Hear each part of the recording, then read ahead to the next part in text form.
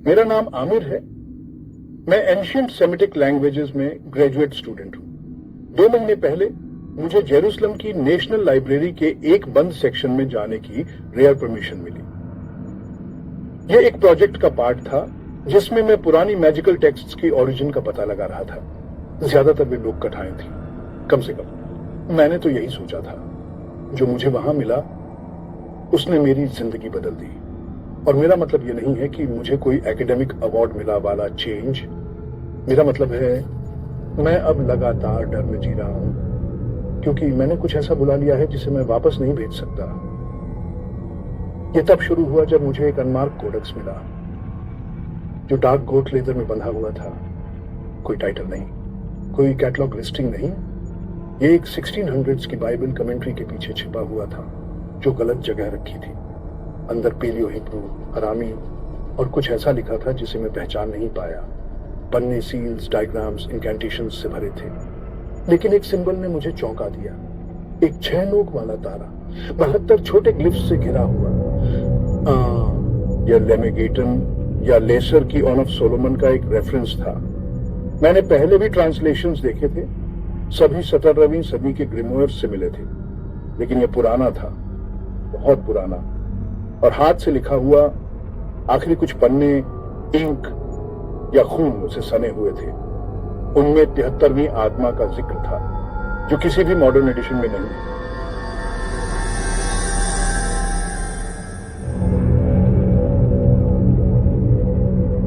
सारी किताबें कहती हैं कि सोलोमन ने 72 राक्षसों को कंट्रोल किया था, उन्हें एक पीतल के बर्तन में बंद कर दिया था और भगवान द्वारा दी गई अंगूठी से उन्हें कंट्रोल किया था। लेकिन यह दावा करता था कि एक और भी था जिसे उसने इतिहास से मिटाने की कोशिश की थी। उसका नाम मिटा दिया गया था, लेकिन सील इंटैक्ट थी। जब मैं अपने अपार्टमेंट वापस आया तो लगभग आधी रात हो चुकी थी। मुझे नींद नहीं आ रही थी। शब्द मेरे दिमाग में गूंजते रहे। राजा को सिर्फ एक आत्मा से डर लगता था और उसके लिए उसने अंगूठी तोड़ दी। मुझे नहीं पता कि मैंने ऐसा क्यों किया। शायद मुझे विश्वास नहीं था कि यह काम करेगा। शायद मैं सिर्फ घमंडी था। लेकिन मैंने अपने कमरे के फर्श पर इंक और नमक से सील बनाई, उसके अंदर बैठा और शब्द फुसफुसाए। लाइटें चली गईं। पहले मैंने सोचा कि यह पावर आउटेज था, लेकिन फिर परछाइयां हिलने लगी। जैसे मोमबत्ती की लौ नहीं हिलती, वैसे नहीं, मेरा मतलब है वे अपने आप हिलने लगी। एक परछाई खासकर कमरे में किसी भी चीज से जुड़ी नहीं थी। वह खड़ी थी, लंबी, और उसने मेरा नाम फुसफुसाया, एक ऐसी आवाज में जो 100 फुसफुसाते मुंह जैसी लग रही थी।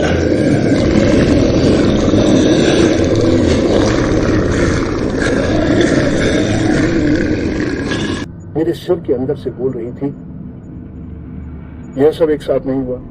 इसने मुझे देखा कई दिनों तक, शीशों में चमक।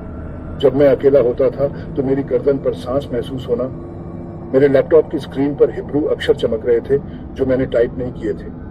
फिर मुझे वह दिखने लगा, एक आदमी, या कुछ ऐसा जो आदमी जैसा दिखता था, कांटों का ताज पहने हुए और आंखों की जगह सिक्के। उसका चौगा सिलाई हुए मांस का बना लगता था। वह सपनों में नहीं बोलता था, वह मुझे चीजें दिखाता था। सोलोमन एक जलते हुए मंदिर में खड़ा, चीखता हुआ, एक पीतल का बर्तन पिघल कर खुल रहा था, एक अंगूठी पत्थर पर टूटती हुई, और एक नाम बार बार, एक ऐसी आवाज में जिसने मेरी दिमागी हालत को चीर दिया, नेमासिया। मैंने रिसर्च करने की कोशिश की, कुछ नहीं मिला। कोई ऐतिहासिक रिकॉर्ड नहीं, कोई मैजिकल टेक्स्ट नहीं, 73वीं आत्मा के बारे में कुछ भी नहीं। लेकिन डरावने सपने नहीं रुके। फिर 3 रात पहले मुझे एक मैसेज मिला, एक गुमनाम ईमेल में। तुमने उसे देखा है ना, नेमासिया? वो वही है जिसे सोलोमन कंट्रोल नहीं कर सका, वह जो बीच के स्पेस में रहता है।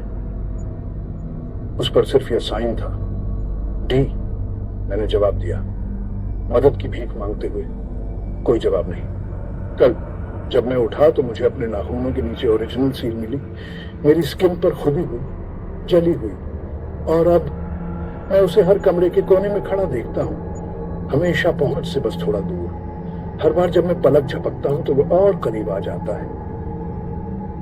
किताबें कहती हैं कि सोलोमन ने राक्षसों को मंदिर बनाने का आदेश दिया था, कि उसने उन्हें अपनी बात मानने के लिए मजबूर किया था।